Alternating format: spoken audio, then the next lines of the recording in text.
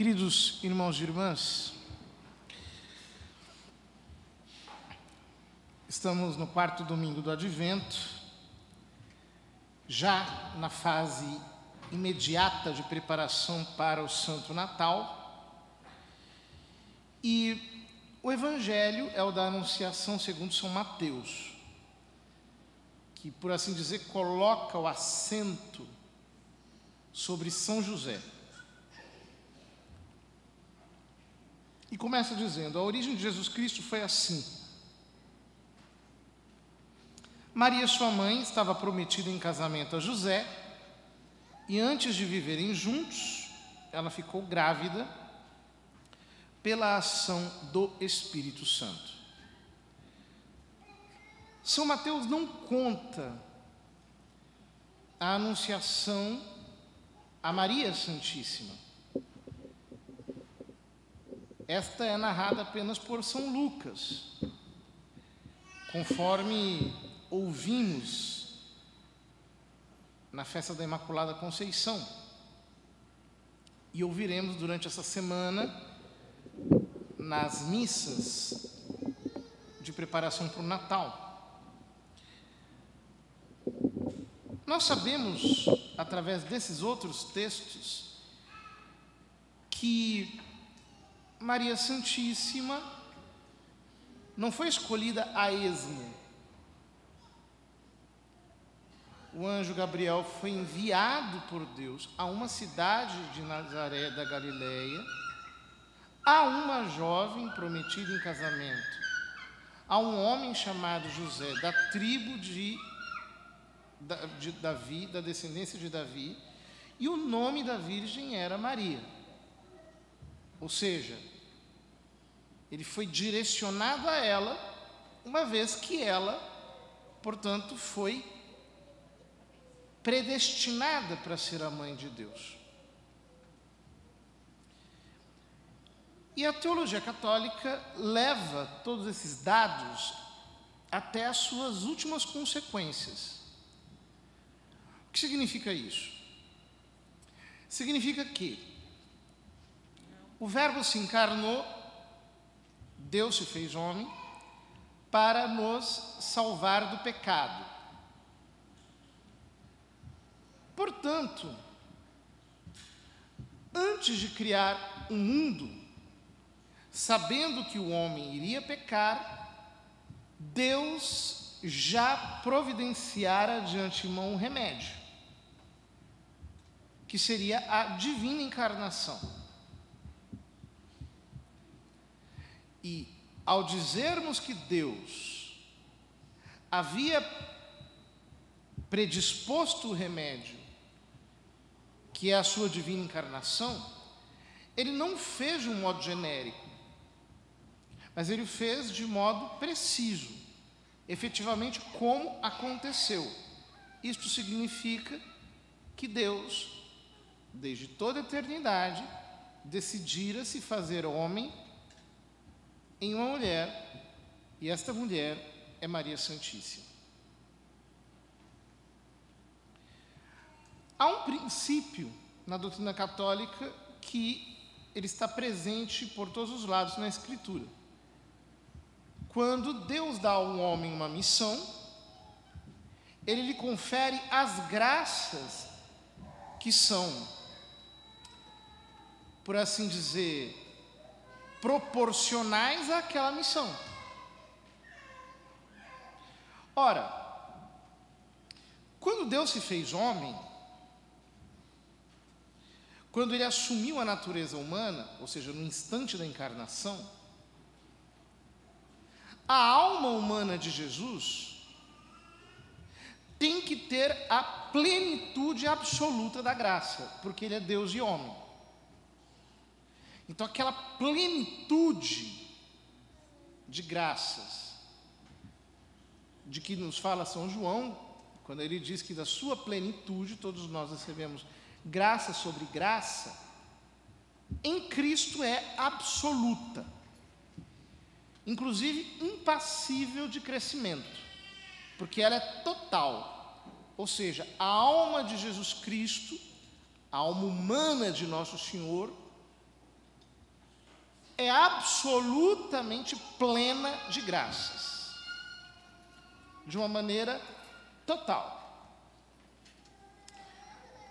Porém, quanta graça precisa ter uma mulher para ser a mãe de Deus?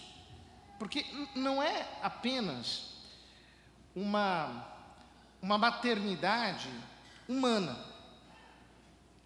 uma vez que, ao assumir a natureza humana dentro do ventre dela, ele não deixa de ser Deus. E, portanto, aquela natureza humana tem um sujeito. Esse sujeito é a segunda pessoa da Trindade, é Deus. Isso significa que ela é a doadora dessa humanidade. É dela que Deus retira a humanidade que, digamos assim, é unida ao seu filho, que pertence ao seu filho. Ora, para ser doadora da humanidade de Deus, para ser a mãe de Deus efetivamente, ela precisa de uma plenitude de graças, que não pode ser absoluta, porque ela não é Deus, mas que é incomensurável e é maior do que todas as graças de todos os santos juntas, simplesmente pelo fato de que ela é a única que é mãe dele. Ela é a única que é mãe de Deus. Nenhum santo, nenhuma santa tem esse privilégio de ser mãe de Deus, de doar a humanidade na qual o Verbo se encarnou. É só ela. Portanto, a plenitude de graça da alma de Maria Santíssima, criada para essa missão de ser mãe de Deus, é a maior que existe em toda a criação. Não pode haver maior do que ela. Inclusive porque, visto que ela doou a humanidade à qual Nosso Senhor se uniu, esta união dela com Ele é única e excede a dos próprios anjos. Está acima de todas as uniões possíveis com Deus. Ninguém mais do que ela. Ora, tudo isso é grande. Então, nós somos incapazes de perceber o que é a alma de Maria Santíssima. Porque ela é toda feita de fé, esperança e amor. Todo o ser dela, como que está direcionado a Deus desde o instante em que ela foi concebida no ventre de Santana. Ela foi projetada para ser mãe de Deus, ela foi predestinada para ser mãe de Deus, ela foi criada para essa finalidade, e todo o ser dela, por assim dizer, não é outra coisa senão um perene magnificat. A minha alma engrandece o Senhor, o meu espírito exulta em Deus, meu Salvador. A vida dela, o ser dela exala continuamente essa dedicação a Deus que é característica da santidade. E, portanto, a alma de Maria Santíssima está inteiramente povoada dessa santidade imensa, incomensurável. Porém, nós podemos pensar o seguinte: se a santidade da alma de Maria Santíssima, de todo o seu ser, desde o momento em que ela foi concebida, já é tão imensa que nós não conseguimos descrevê-la, todas as palavras são pobres, o que terá acontecido na hora em que o Verbo se fez carne dentro do ventre dela?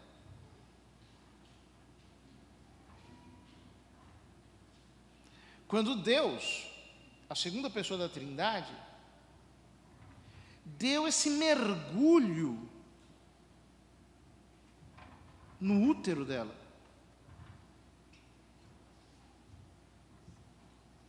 Porque se aquela mulher que tinha um fluxo hemorrágico tocou na barra do manto de Nosso Senhor e foi instantaneamente curada por causa da sua fé,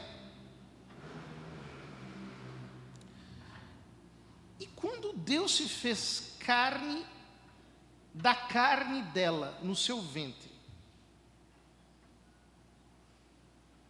que explosão de graça isso não causou dentro dela?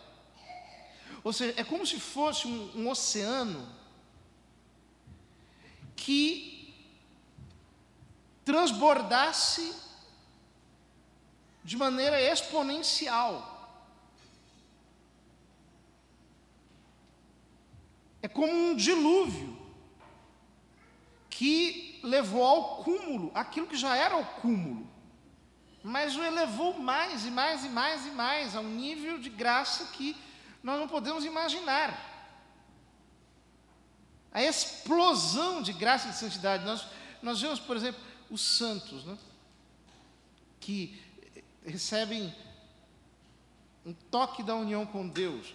Por exemplo, quando Deus, por assim dizer, rouba a sua imaginação, os seus sentidos, eles ficam tomados pela presença de Deus, embasbacados, completamente absorvidos, entram em êxtase, saem fora, por assim dizer, da percepção do mundo externo, ficam completamente tomados de atenção pelo Senhor.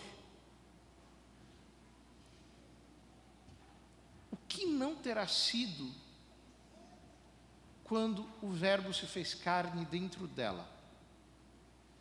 Que explosão de graça e santidade, de amor, estava nela. Não é algo normal.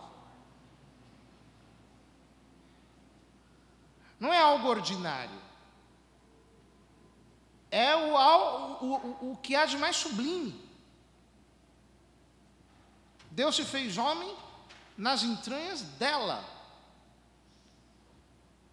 E ela que tinha uma fé incomensurável, portanto, explodiu de santidade, de graça. E obviamente, durante todos os meses de gestação, isso não parou de crescer dentro dela. Essa graça, esse transbordar cada vez mais de união com Deus, que a embevecia, que a deixava cada vez mais cheia dele, tomada por ele. Nós somos incapazes de imaginar isso. Por mais que nós imaginemos, ficaremos muito aquém do fato em si.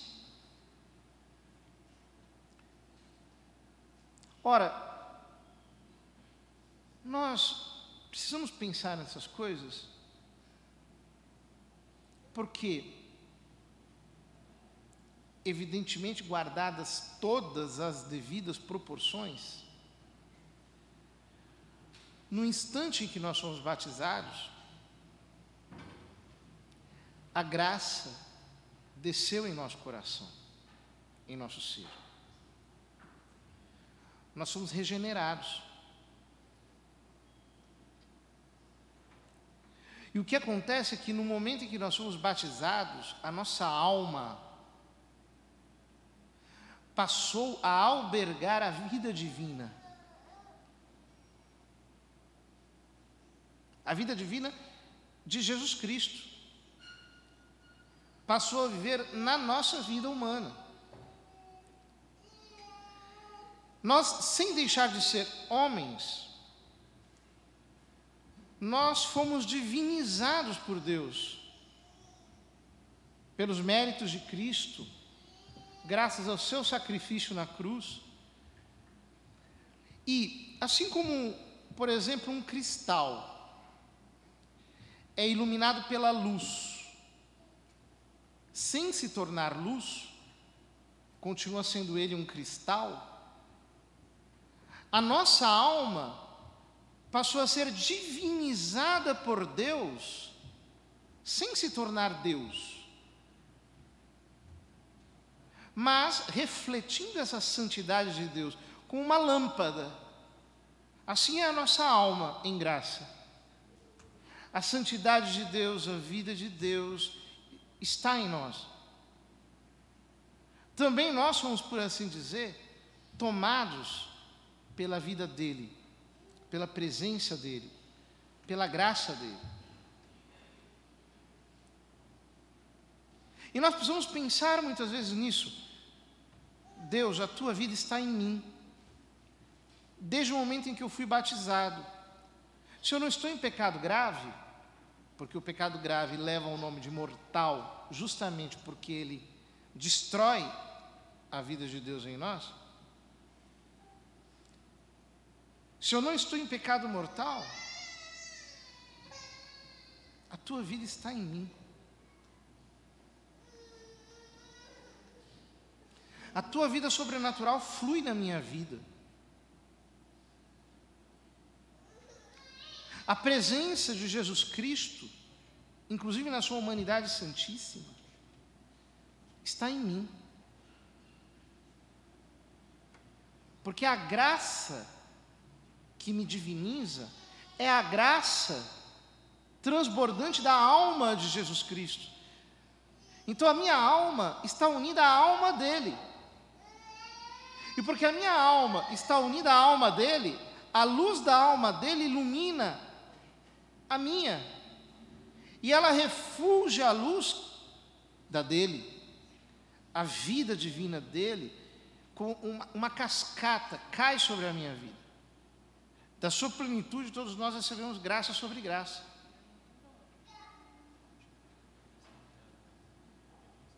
Isso significa que todos nós precisamos, de algum modo,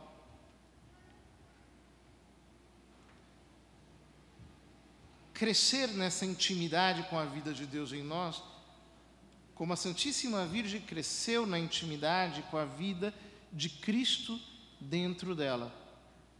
Todos nós somos chamados a olhar para a nossa alma e a mergulharmos nesta união com Jesus Cristo, a nos lançarmos de cabeça,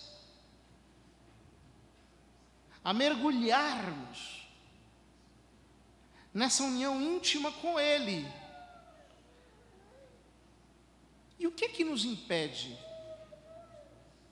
de entrar nesta união divina com Ele? Porque o Verbo se fez carne,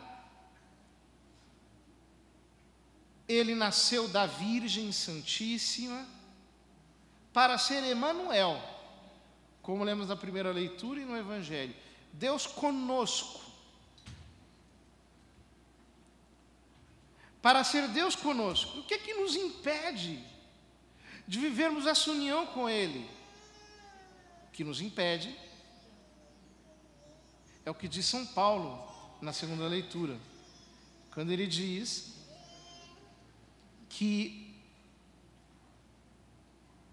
a sua missão, como a de todos os apóstolos, é trazer todos os povos pagãos à obediência da fé. O que é a obediência da fé? A obediência da fé, em primeiro lugar, significa aceitar a divina revelação transmitida pelas Sagradas Escrituras e autenticamente interpretada pela Santa Igreja. Mas também significa vivermos de fé. A obediência da fé significa vivermos uma vida verdadeiramente sobrenatural. Vivermos uma vida, dizendo em termos espirituais, recolhida. Assim como o Verbo encarnado estava dentro do ventre dela, a vida de Deus está dentro da nossa alma, que é o que há de mais íntimo em nós. Portanto, se nós vivemos uma vida dissipada, distraída, perdida em mil e uma coisas, com a mente vagueando por todo tipo de pensamentos, estimulada pelas provocações mais disparatadas, nós estaremos esparramados entre as coisas do mundo, como alguém que pega, por exemplo, um saco de feijão e atira, de modo que os grãos se espargem por todos os lados. Se nós estamos o tempo todo olhando para fora, se nós estamos o tempo todo pendentes das coisas que acontecem do lado de fora, nós deixamos de estar com Deus. Ele é Emanuel, Deus conosco, mas nós não somos com Ele. Nós deixamos a divina companhia dEle. Nós trocamos a intimidade com Ele pelas mil e uma coisas que nos solicitam do lado de fora.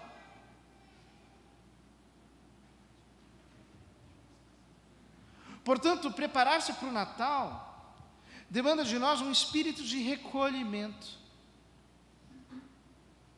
Demanda voltarmos para aquele lugar aonde reside Cristo em nós, como a esperança da glória.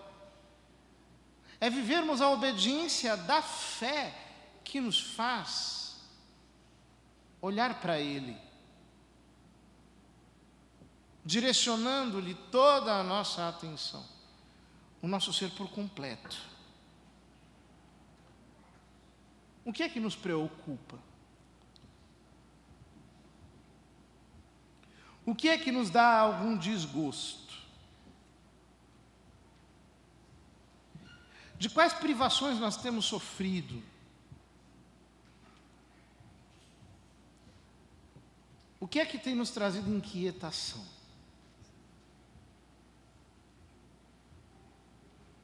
As Escrituras dizem que tudo passa. Mas em Deus não há sombra de variação. Nós não podemos controlar o comportamento das pessoas, nem as circunstâncias, nem as situações que estão do lado de fora. A nossa possibilidade de controle e de domínio é quase nula. Mas há uma coisa que nós podemos fazer. Entra no teu quarto. Fecha a tua porta. E ora ao teu Pai que está no oculto. E o teu Pai que te vê no segredo, no escondimento da tua cela interior, deste oratório da tua alma, o teu Pai que está no íntimo do teu ser, como testemunha de todos os teus pensamentos, Ele te escutará. Recolhe-te. Entra na tua cela interior. Não há lugar melhor do que este. Não existe nenhum ambiente tão sereno e tranquilo aonde mora a quietude. Como no íntimo do nosso coração, quando nós, em graça, rastreamos a vida do Senhor dentro da nossa vida.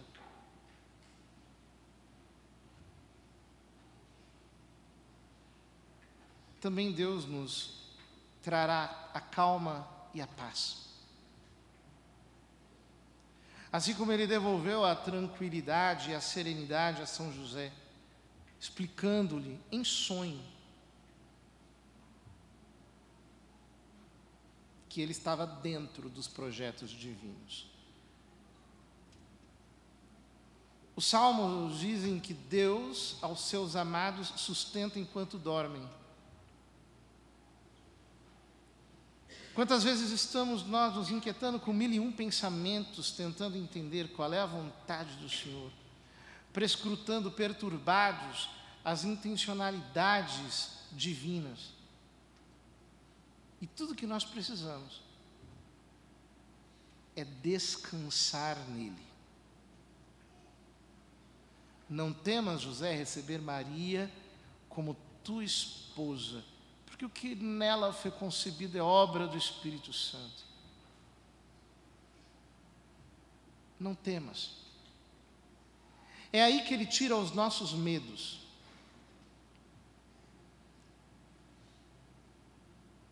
Não temas.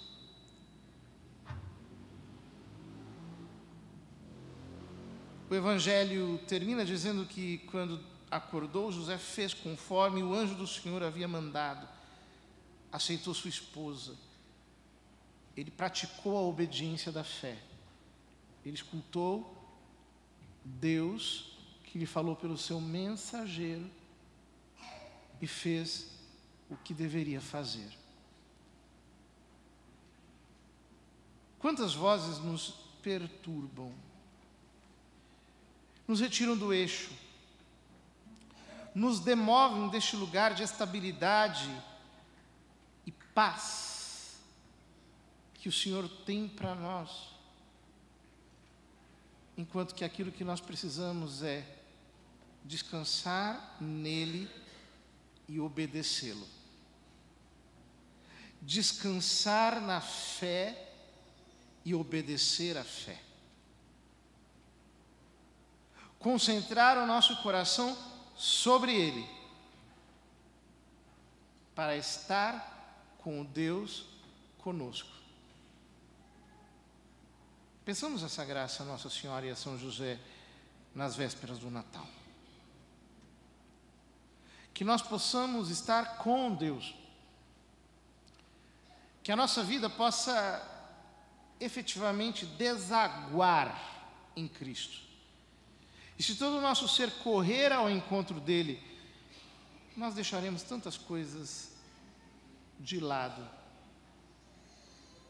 Peçamos ao Senhor que nos conceda esta permanência em Jesus. E então, nada mais nos poderá roubar dele.